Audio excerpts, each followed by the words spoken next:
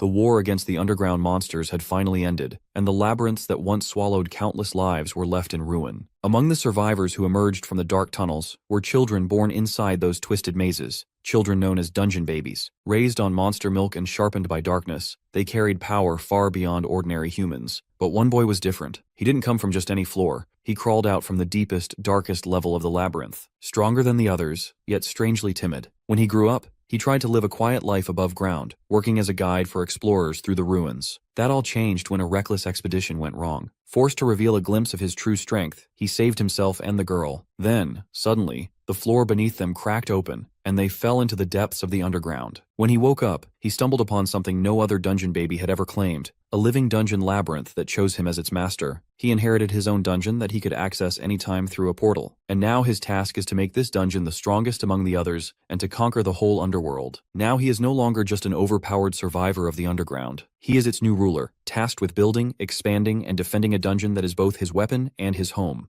He slides his hand over his wrist, and suddenly a system window pops up, known as Naga Labyrinth. There are a bunch of stats written on the window that go right over his head. So, he starts looking up all the terms and details online and finds out that this green system window is something similar to what you'd find in games. He starts to think that the Naga Labyrinth might be the same place where he got bitten by a snake. He even wonders if perhaps the abandoned labyrinth chose him as its new owner. As he takes a closer look, he notices a red circle suddenly appear next to the portal option, something that wasn't there a minute ago. Curious, he tries to press the circle, but his fingers just pass right through it. That's when reality starts to crack, and suddenly he's back in the dungeon he had crawled out of. There, he sees the same labyrinth emblem. Even though it looks similar, there's something different about this place, making him wonder if he's somewhere else entirely. He suddenly hears the sound of stone creaks, and he notices that the same snake from before has started to move. This time, our boy quickly takes his stance, knowing the snake is way too fast and he doesn't want to make the same mistake again. As soon as the snake lunges to bite, he yanks out the coat he's wearing, using it to block the snake's bite. He then wraps the snake with the coat and ties it to the emblem.